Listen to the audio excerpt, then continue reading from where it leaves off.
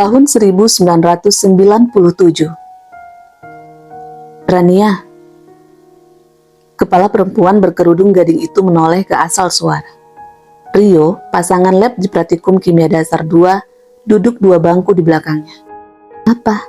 tanya Rania nyaris tidak terdengar. Ia yakin Rio bisa membaca gerak bibirnya. "Laporan udah." Rania berdecak malas. Ia mengembalikan pandangan ke hadapan seraya membereskan buku catatan. Kuliah baru saja usai. Ia ada janji dengan Harry, kakak tingkatnya di kimia. Mereka hendak membahas les privat yang akan dikelola oleh himpunan. Sejak SMA, Rania sudah mendapat uang saku dari hasil mengajar. Pendapatan biasa ia gunakan untuk keperluan sekolah dan jajan tambahan. Ia sadar diri, ayahnya yang seorang dosen tidak bergelimang harta, apalagi harus membiayai 7 orang anak. Ayah bahkan sering menambah jam mengajar di luar kampus demi memenuhi nafkah keluarga. Ketika berhasil masuk kuliah lewat jalur PMDK, Rania berjanji tidak akan meminta uang bulanan ke orang tua. Hingga sekarang, ia berusaha memenuhi kebutuhan kuliah dari hasil mengajar les. "Ran, udah belum?" Tiba-tiba Rio duduk di kursi kosong di samping Rania. "Udah." Rania menarik resleting tasnya. "Kenapa?" Rio cengengesan. "Pinjam." Rania beranjak berdiri. "Memangnya kamu belum bikin?" Pertanyaan yang sudah bisa ia tebak jawabannya. "Kan ada kamu," rayunya seraya ikut bangkit. Rania menarik napas pelan. "Ya udah, besok aku bawa." Ia melangkah keluar kelas. "Yah, besok kan udah mau dikumpul," kilahnya sembari menyejajarkan langkah. "Aku nggak bawa kalau sekarang." Rania merasa risih. Rio terus mengikutinya ketika menyusuri koridor kampus. Ia tidak mau dikira berjalan berdua-duaan. "Aku ke rumah kamu aja ya pulang kuliah." Mata Rania membulat menatap Rio. "Mau ngapain?" "Ya ngambil laporan lah." Gak usah." "Terus gimana dong?" Rio memelas. Rania merasa tidak tega. "Besok pagi-pagi sekali aku ke kampus, kamu bisa pinjam." Rio mendesah pelan. Kecewa rencananya tidak berhasil. Padahal berharap bisa tahu di mana Rania tinggal. "Beneran pagi ya?" "Iya." "Sip, makasih Rania." Rio tersenyum sumringah. "Sama-sama. Aku duluan ya." Rania jengah dan mempercepat langkah. "Mau kemana sih? Buru-buru amat." Rio masih melangkah di sampingnya. "Aduh, kenapa nggak ngerti sih?" gerutunya dalam hati. Rania sengaja hendak menjauh dari Rio.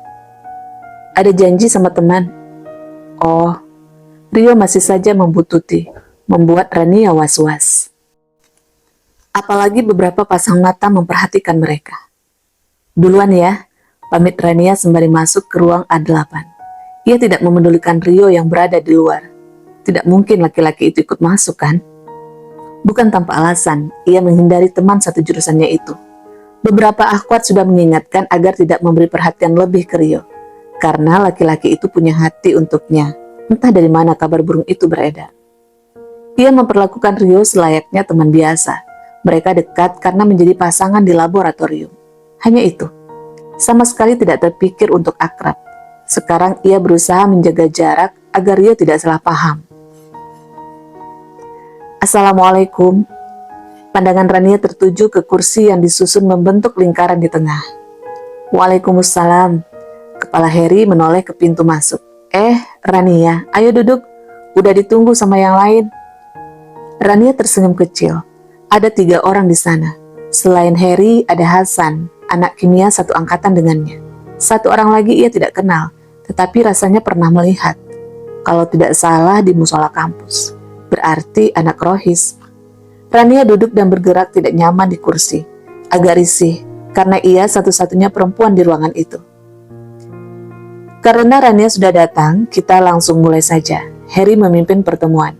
"Kenalan dulu, ini Rania, Kimia 96. Rania mengangguk singkat ke Hasan dan 1 orang lagi yang ia tidak tahu namanya. Hasan balas mengangguk, tetapi tidak dengan laki-laki satu lagi yang pandangannya menatap meja sembari memainkan pena. "Ini Hasan, Kimia 96. Kalau ini Hanif, Kimia 95. "Oh, namanya Hanif," batin Rania. Heri menjelaskan secara singkat tentang rencana les privat yang akan dikelola oleh himpunan. MIPA memang gudangnya mahasiswa cerdas.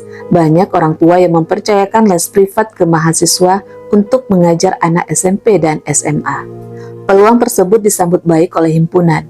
Heri memimpin dan mengarahkan jalannya les privat. Jadi bagaimana? Bisa, Rania? Pandangan Heri beralih ke Rania. Insya Allah. Hasan? Insya Allah bisa, Kak. Hanif? Heri beralih ke Hanif. Insya Allah. Hanif menatap Heri sekilas lalu kembali ke tangannya yang mengetuk meja perlahan.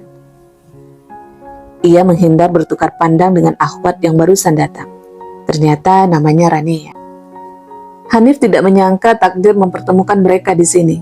Rania, akhwat yang ia lihat ketika penataran P4. Seseorang yang seharusnya ia hindari. Sekarang duduk manis di samping. Agak jauh, tapi ia bisa melihat pipi Rania yang kemerahan ketika masuk tadi. Persis seperti dulu. Apakah selalu merona begitu? Atau karena di luar panas? Baiklah, untuk pertemuan berikut akan kita bicarakan teknisnya, tutup Heri. Hanif tahu ini kesempatan terakhir untuk mencuri pandang ke arah Rania sebelum mereka berpisah. Akalnya mengatakan tidak. Ia sudah berjanji untuk menjaga pandangan, tetapi netranya mengkhianati. Hanif mendongak. Pada saat yang bersamaan, Rania melakukan hal serupa. Pandangan mereka bertemu, hanya 1 detik sebelum masing-masing mengalihkan pandangan. Terima kasih untuk kehadirannya, lanjut Heri. Dada Rania berdebar pelan. Entah kenapa, tatapan Hanif barusan membuatnya gugup. Segera ia beranjak berdiri dan mengucapkan salam. Matanya tidak berani menatap laki-laki beralis tebal itu. Kelas baru dimulai 30 menit lagi. Rania memanfaatkan waktu dengan membaca Al-Quran di musola. Kadang ia sudah berkumpul dengan teman-teman satu jurusan di antara waktu kuliah. Tetapi akhir-akhir ini malas karena merasa waktunya terbuang percuma dan tidak manfaat. Ia lebih suka mengisi waktu di sekre rohis dengan mengulang mata kuliah, membuat ringkasan materi untuk Liko SMA, atau melanjutkan tilawah seperti sekarang ini. Targetnya 1 juz untuk hari ini hampir rampung. Kali ini ia tidak sendiri. Ada satu akhwat dari matematika yang bersamanya. Rania membaca lamat-lamat, tidak ingin suara terdengar sampai ke ruang ikhwan. Baru 1 lembar, tiba-tiba lisannya berhenti. Dek. Rania terpaku. Ia menajamkan pendengaran, memastikan kalau hal ini benar terjadi. Masya Allah, dadanya berdebar pelan. Ia menurunkan mushaf dan meletakkan di pangkuan. Ia beringsut mendekat ke arah dinding. Telinganya menangkap alunan ayat suci dibacakan dengan tartil dan mendayu dari ruang sebelah. Ia sudah terbiasa mendengar lantunan ayat dibaca oleh ikhwan. Tetapi ini berbeda. Suara ini persis dengan imam ketika tahajud saat daurah. Ia tidak mungkin salah, terekam dengan jelas diingatan. Selama 10 menit Rania bergeming. Pendengarannya dimanjakan dengan kalamullah yang dilantunkan penuh syahdu. Tanpa sadar air mata menggenang. Lalu suara itu berhenti. Ada perasaan kehilangan. Allah, jadi imam tahajud yang membacakan surat Ar-Rahman itu ada di sini. Salah satu ikhwan di kampusnya. Bukan ustadz luar yang diundang. Namun, siapa? Untuk daurah selanjutnya sudah siap? Tanya Haikal, ketua Rohis FMIPA. Mereka duduk melingkar di musola kampus, membahas daurah lanjutan yang sebentar lagi tiba. Alhamdulillah, Anda sudah dapat lokasinya, sahut Heri. Acara gimana? Haikal melirik Hanif. Insya Allah sudah Anda bikin draft acaranya. Kalau ada perbaikan nanti Anda kabarin lagi, jelas Hanif. Ia menjabat ketua divisi pembinaan di Rohis. Mengadakan daurah adalah salah satu programnya. Ustadznya sudah dihubungi? Sudah, insya Allah 2 ustadz sudah menyanggupi, tinggal menunggu 1 ustadz lagi. Alhamdulillah, untuk tahajud antum bisa kan? Insya Allah, Hanif mengangguk. Mereka membicarakan teknis daurah sampai 30 menit ke depan. Setelah rapat ditutup, Hanif beranjak berdiri. Sebentar lagi kuliahnya dimulai. Ia pamit dengan ikhwan yang lain untuk ke kelas. Selama perjalanan menyusuri koridor kampus, ia menundukkan pandangan, fokus menatap jalan di hadapan. Bukan berarti dia abai dengan sekitar, hanya menjaga netra dari aurat mahasiswa yang terbuka. Hafalan hadis Imam Syafi'i saja hilang. dikarenakan tidak sengaja melihat aurat seorang perempuan yang tersingkap. Padahal beliau imam besar, hafal Al-Quran dan ratusan ribu hadis, sangat terjaga dan menjaga. Bila dibandingkan dengannya, bagaikan bumi dan langit, sudah seharusnya ia menundukkan pandangan seperti yang Allah perintahkan dalam wahyunya yang mulia. Beberapa teman satu jurusan menganggapnya kurang bergaul karena jarang ngobrol atau ngumpul bareng. Mungkin ada benarnya, ia tidak terlalu suka membuang waktu untuk hal yang tidak manfaat. Daripada nongkrong tidak jelas, ia lebih memilih menghabiskan waktu di musola, merencanakan program rohis ke depan. Dakwah harus direncanakan dengan matang. Perlu ada pembaruan dan menyesuaikan dengan zaman. Ketika hendak masuk kelas, ekor matanya menangkap sesuatu. Ia melirik sekilas. Pandangannya tertuju ke seseorang yang sedang berjalan 5 meter di hadapan. Ujung jilbabnya menari-nari, wajah saljunya berkelabat sekilas. 1 detik, 2 detik, 3 detik. Hanif mengalihkan pandangan dengan desir halus merayapi hatinya. Ia langsung masuk dan mengambil duduk paling belakang. Astagfirullah, ia beristighfar sebanyak 3 kali. Hanif berusaha mengenyahkan apa yang baru dilihatnya barusan. Rania. Sejak pertemuan terakhir, netranya sering menemukan Ahwat itu di penjuru kampus. Apakah itu tanda kalau ia kurang menjaga pandangan? Atau mungkin hatinya banyak bermaksiat? Hanif kembali beristighfar.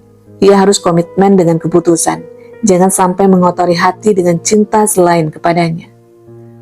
Mata kuliah kimia bahan alam dimulai. Membuat Hanif melupakan Rania. Iya, insya Allah aku ikut. Beritahu Rania pada Zia di telepon. Alhamdulillah ayah sudah ngasih izin. Ia bersyukur ayah membolehkannya ikut daurah sekali lagi. Bukan tanpa alasan ayah bersifat protektif terhadap anak-anaknya. Sejak dulu, ayah mendidik Rania dan adik-adiknya cukup keras. Ia tidak pernah mengenal pacaran. Jangankan bepergian dengan lawan jenis, pulang terlambat dari sekolah saja, ayah sudah menunggunya di persimpangan jalan menuju rumah. Sekarang ia tahu, itu adalah bukti cinta dan tanggung jawab seorang ayah terhadap anak perempuannya. Alhamdulillah, Zia semringah. Siapa tahu bisa ketemu sama Ikhwan itu. Rania mendengus pelan. Ia memang menceritakan ke sahabatnya perihal kejadian di musola beberapa waktu lalu. Niat Ana mau ikutan daurah, bukan yang lain. Meskipun ia berharap bisa mengetahui siapa sosok di balik pemilik bacaan tartil itu. Bercanda Rania, kilah Zia seraya tertawa pelan. Ia tahu sahabatnya itu masih menyimpan penasaran. Ya udah, sampai ketemu besok di kampus. Rania dan Zia tidak satu jurusan, tetapi mereka kerap bertemu di kampus. Seringnya di musola dan kantin saat makan siang bareng. Insya Allah, Assalamualaikum. Waalaikumsalam. Setelah meletakkan telepon, Rania beranjak ke belakang rumah untuk menyetrika. Mendekati maghrib, Rania menyelesaikan semua. Udah beres nyetrikanya, ibu sedang menyiapkan makan malam ketika Rania melewati dapur. Sudah, Bu. Rania mengalihkan pandangan ke ruang tengah di mana adik-adiknya sedang menonton televisi dan membaca buku cerita. Ia memanggil nama mereka satu persatu. Ayo matikan dulu televisinya, sebentar lagi maghrib, siap-siap mau sholat. Meski mengeluh, mereka mengikuti perintah Rania. Rania tersenyum sedikit, ia menoleh ke ibunya. Rania ke kamar dulu, Bu. Ibu mengangguk singkat, masih sibuk menggoreng telur balado. Ketika masuk kamar, Rania menuju meja belajar dan duduk di sana. Ia membuka laci lalu mengeluarkan buku bersampul hijau muda. Ia mengambil pena dan mulai menulis. Rasanya nggak sabar lagi untuk segera daurah. Ya Allah, luruskan niatku untuk ikut daurah karenamu, bukan karena berharap bertemu dengan ikhwan itu. Rania menarik nafas panjang, ternyata imannya masih lemah. Ia mendesah dan kembali menulis. Akhi, antum siapa? Ia tidak mengenal nama sang ikhwan tersebut. Ia berpikir sejenak sebelum jemarinya kembali bergerak. Ustadz.